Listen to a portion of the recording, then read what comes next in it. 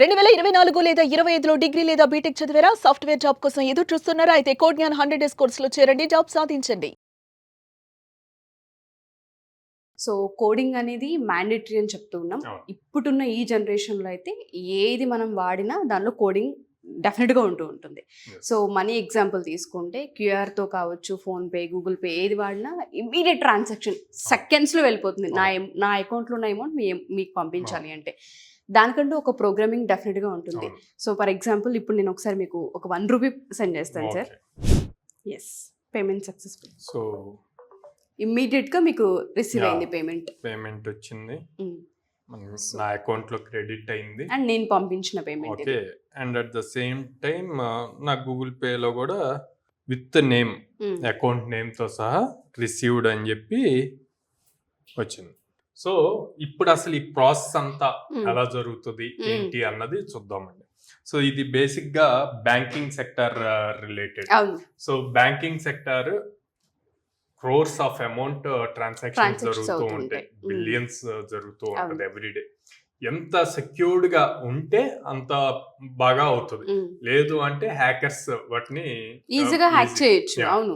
So అందుకే దీనికి ఎక్కువగా బ్యాంకింగ్ సెక్టర్ అంతా యూజ్ చేసేది Java programming language. Okay, Java programming language use చేస్తారు. సో దీంట్లో మనకు అసలు ఫస్ట్ ఏమేం కావాలి అన్నది చూద్దాం. యూజర్ డీటెయిల్స్ కావాలి, రైట్? మీరు ఇప్పుడు నాకు ఎలా పంపించారు?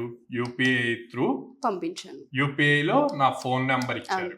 సో ఈ ఫోన్ నెంబర్ కి ఆల్రెడీ యాక్టివేట్ అయ్యి ఉండాలి, నేను యూపీఐ క్రియేట్ చేసుకొని ఉండాలి కదా. నాకు యూపీఐ లేదు అనుకోండి, ఇమ్మీడియట్ గా వ్యాలిడేషన్ ఏమొస్తుంది? నో కాంటాక్ట్ ఈస్ అవైలబుల్ అని చెప్పి వస్తుంది కదా, ఫెయిల్డ్ అని చెప్పి. సో నేను నా సైడ్ నుంచి యూపీఐ క్రియేట్ చేసుకొని ఉండాలి.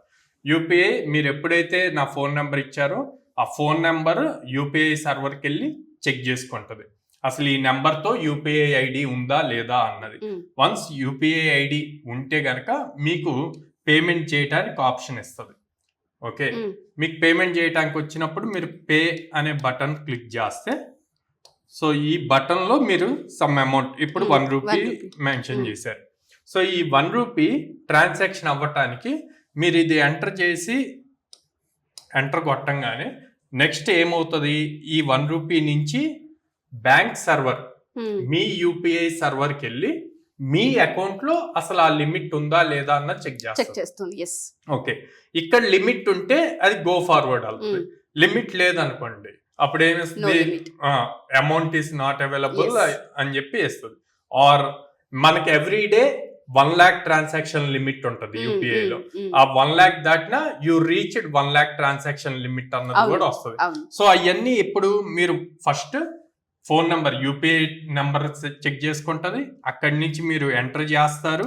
ఎంటర్ చేసిన తర్వాత మీ ఓన్ యూపీఐ సర్వర్కి వెళ్ళి మీ అకౌంట్ లో మనీ ఉన్నాయా లేవా అన్నది చెక్ చేస్తుంది. మనీ చెక్ చేస్తారు, అమౌంట్ ఉందా లేదా, తర్వాత యూపీఐ ట్రాన్సాక్షన్ లిమిట్ ఉందా లేదా అన్నది చూస్తారు. అండ్ దెన్ మీకు ట్రాన్స్ఫర్ అవుతుంది. ఎవరికైతే యూజర్ కి పంపిస్తున్నారో వాళ్ళకి ట్రాన్స్ఫర్ చేస్తాము. మనీ ఉంటే క్రెడిట్ అవుద్ది. లేదు అనుకోండి అప్పుడు ఏమవుతుంది? నో లిమిట్ అని చెప్పి మెసేజ్ వస్తుంది. ఆర్ మీ బ్యాంక్ సర్వర్ యాక్టివ్ గా లేకపోయినా బ్యాంక్ సర్వర్ ఇష్యూ అని చెప్పి వస్తుంది. ఆర్ అవతల మీరు ఎవరికైతే పంపిస్తున్నారో వాళ్ళ యూపీఐ ఐడి యాక్టివ్ గా లేకపోయినా, సెండర్ ఎవరైతే రిసీవ్ చేసుకున్నా receiver UPI ID is not active అని చెప్పి ఉంటది. లేకపోతే receiver bank server is busy అని చెప్పి ఉంటది. సో ఇలా మల్టిపుల్ థింగ్స్ వస్తాయి. ఇన్ఫర్మేషన్ సెకండ్స్ నుండి జరుగుతుంది. అవును, అంత ఫ్రాక్షన్ ఆఫ్ సెకండ్స్ లో జరుగుతుంది. ఇది జరిగేటప్పుడు ఈ ప్రాసెస్ అంతా కూడా ప్రాపర్ స్ట్రీమ్ లైన్ జరగాలి. యూపీఐ టు యూపీఐ అంటే మీ ప్రమేయం లేకుండా వేరే వాళ్ళ అకౌంట్ నెంబర్ కి ప్రాపర్ కనెక్ట్ అయి ఉందా లేదా అన్నది క్రాస్ చెక్ చేయాలి.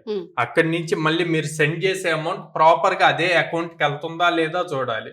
అది కాకుండా అసలు ఆ బ్యాంక్ సర్వర్ యాక్టివ్ గా ఉందా లేదా అన్నది, ఇవన్నీ కూడా జావాలో ప్యూర్ సెక్యూరిటీ లెవెల్ చాలా ఎక్కువ ఉంటుంది. ఓకే. జావా ఎంటర్ప్రైజ్ ఎడిషన్ అని చెప్పి ఉంటుంది. ఓకే. ఓకే, సో J2EE అంటాం. సో దాన్ని బేస్ చేసి ఈ సెక్యూరిటీ లెవెల్ అంతా బిల్డ్ చేసి బ్యాంకింగ్ సెక్టర్స్ అన్ని వర్క్ అవుతాయి. ఓకే. సో ఇక్కడ మీరు చూస్తే ఈ పే బటన్ అన్న దాన్ని UI కింద చూస్తాం, యూజర్ ఇంటర్ఫేస్. ఓకే, ఇక్కడ ఫోన్ నెంబర్ ఎంటర్ చేస్తారు, ఆర్ మీ దగ్గర కాంటాక్ట్ సేవ్ అయ్యి ఉంటే అది చూస్తాం. సో ఇది కూడా యూజర్ ఇంటర్ఫేస్ కింద తీసుకుంటాం, యూజర్ డీటెయిల్స్ ఇచ్చేయడం. ఇవన్నీ ఈ వెనక జరిగే పాయింట్స్ ఏవి కూడా మీకు తెలియవు, కనిపించవు. బ్యాక్గ్రౌండ్ లో ఇంత ప్రాసెస్ జరిగింది, దీని అంతటికి కూడా మనం కోడ్ రాస్తాం. సో ఈ కోడ్ అంతా కూడా జావా ప్రోగ్రామింగ్ లాంగ్వేజ్ లో రాస్తారు అన్నమాట. ఓకే. సో మీరు అన్నట్టుగానే ఇంత ప్రోగ్రామింగ్ ఇవన్నీ చెప్పాలంటే మెసేజెస్ అనే చెప్పొచ్చు సార్, ఇమీడియట్ గా మనకి మెసేజెస్ అందిస్తుంది. సో ఇదంతా కూడా మా దగ్గర 100 days ప్రోగ్రామ్ లో ఈ ఎగ్జాంపుల్ లైవ్ లో చేపిస్తాం, ప్రాక్టికల్ గా. వాళ్ళు కోర్స్ అయిపోయేసరికి ఇలాంటి application with bank payment gateways. మీరు ఇప్పుడు క్వశ్చన్ చేయొచ్చు, మీరు ఎలా చేస్తారు, ఇదంతా బ్యాంకింగ్ రిలేటెడ్ సంబంధించి. సో మనకి డైరెక్ట్ గా యూపీఐ, గూగుల్ యూపీఐ ని వీటిని డైరెక్ట్ గా మనం ఇంటిగ్రేట్ చేయలేం. బ్యాంకింగ్ నుంచి నామ్స్ తెచ్చుకోవాలి. మనకి థర్డ్ పార్టీ టూల్స్ ఉన్నాయి. ఏమున్నాయి మీరు చూస్తే, పేమెంట్స్ మీరు ఆన్లైన్ లో పర్చేస్ చేసేటప్పుడు రేజర్ పే, ఇట్లాంటి థర్డ్ పార్టీ టూల్స్ ఉన్నాయి. అవి ఎవరైనా ఇంటిగ్రేట్ చేసుకోవచ్చు. అవి ఇంటిగ్రేట్ చేస్తే దాంట్లో మీకు phone pay, Google pay, net banking ఈ ఆప్షన్స్ వస్తాయి. అవి మళ్ళీ మెయిన్ సర్వర్స్ కనెక్ట్ అవుతాయి. ఈ రేజర్ పే అవి మన కోడ్ లో ఎలా ఇంటిగ్రేట్ చేయాలి చూపిస్తాం, నేర్పిస్తాం స్టూడెంట్స్ కి. అక్కడి నుంచి వాళ్ళు రియల్ టైమ్ ట్రాన్సాక్షన్స్ చేస్తారు.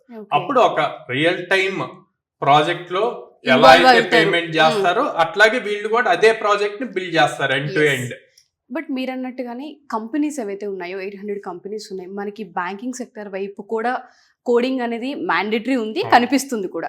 మనం పంపించే అవకాశం ఉంటుందా మన కోడ్ లో? ఇంతకు ముందు ఇప్పుడు సర్వీస్ బేస్డ్ కంపెనీస్ అన్ని కూడా వీటికి సపోర్ట్ ఇస్తాయండి. లైక్ TCS ఉంది, TCS వచ్చేసి మీరు చూస్తే TTD అంతా కూడా TCS రన్ చేస్తుంది. అట్లాగే మన ఇండియన్ రైల్వే సిస్టమ్ కూడా TCS హ్యాండిల్ చేస్తుంది. సో వాటిలో అంతా పేమెంట్ గేట్వేస్ వస్తాయి. సో అక్కడ వాళ్ళు తీసుకునే స్టూడెంట్స్ ని వాటన్నిటిలో డిఫరెంట్ రోల్స్ లో యూజ్ చేస్తారు. ఓకే. సో డ్రైవ్స్ డెఫినెట్ గా ఉంటాయి. ఓకే. కంపెనీస్ లో కనుక ఈ కంపెనీస్ లో జాబ్ ని కనుక క్రాక్ చేస్తే స్టూడెంట్స్ ప్యాకేజ్ ఎంత ఉండే అవకాశం ఉంటుంది అంటే? యావరేజ్ 4 LPA అండి, అంటే 33,000 per month. ఓకే.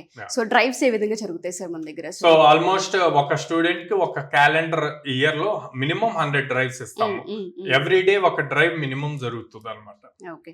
సో మీరు అన్నట్టుగానే సాఫ్ట్వేర్ రంగానికి సంబంధించి కోకొల్లలుగా ఆపర్చునిటీస్ అయితే ఉన్నాయి. వాటిని మనం క్రియేట్ చేసుకోగలగాలి అండ్ ఆ నాలెడ్జ్ ని మనం గెయిన్ చేయగలగాలి. ఆ తర్వాత డెఫినెట్ గా ఆపర్చునిటీస్ అనేవి అన్నవి చాలా ఉన్నాయండి. స్కిల్డ్ స్టూడెంట్స్ లేరు. Exactly true. మేము ఆపర్చునిటీస్ ఇస్తున్నాము, మా దగ్గరికి జాయిన్ అవ్వండి అంటే లాట్ ఆఫ్ క్వశ్చన్స్ ఉంటాయి. సో ఆ క్వశ్చన్స్ అన్ని కూడా మనం ఆన్సర్స్ ఈ వీడియోస్ ట్రూ సార్. ఎందుకంటే ఇప్పటికి నేను చాలా వీడియోస్ మీకు సంబంధించి ఏదైతే ప్రోగ్రామింగ్ కి సంబంధించి స్మార్ట్ వాచ్ ఒకటి నేను చేశాను. ఇప్పుడు మీరు బ్యాంకింగ్ సెక్టర్, అసలు నేను ఇంత బ్యాక్గ్రౌండ్ వర్క్ ఉంది, దీనికి అంతా కోడింగ్ రీజన్ అయి ఉంటుందని తెలుసు కానీ బట్ ఇంత డీటెయిలింగ్ గా ఉంటుందని తెలియదు. దీనికి జావానే మెయిన్ అని కూడా తెలియదు. మన దగ్గర ఈ జావా కోర్స్ ఎన్ని మంత్స్ ఉంటుంది సార్? 4.5 months. 4.5 months ఉంటుంది.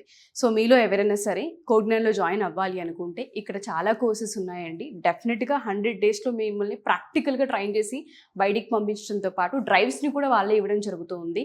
మీలో ఎవరైనా సరే ఈ ఎపిసోడ్స్ చూసిన తర్వాత ఎస్పెషల్లీ పేరెంట్స్ అయినా స్టూడెంట్స్ అయినా డైరెక్ట్ విజిట్ చేయమని సాయిరామ్ గారు ప్రతిసారి చెప్తూ ఉంటారు. మీరు ఎక్కడైనా సరే, అది విజయవాడ, బెంగళూరు, హైదరాబాద్, మీకు నియర్ బై ఏ ప్లేస్ అయితే ఉంటుందో ఆ ప్లేస్, ఆ క్యాంపస్కి వెళ్ళి మీరు విజిట్ చేసి స్టూడెంట్స్తో ఆల్రెడీ ఉన్న వాళ్ళతో ఇంటరాక్ట్ అయ్యి ఆ తర్వాతే మీరు జాయిన్ అవ్వండి అని చెప్తున్నారంటే అర్థం చేసుకుని ఇక్కడ ఏ విధంగా ఉంటుంది అనేది. మీరు జాయిన్ అవ్వాలనుకుంటే కింద స్క్రోల్ అవుతున్న కాంటాక్ట్ నుండి కాంటాక్ట్ చేస్తే సాయిరామ్ గారి టీం మీకు అందుబాటులోకి వస్తారు. Thank you sir. Thank you so much. Thank you.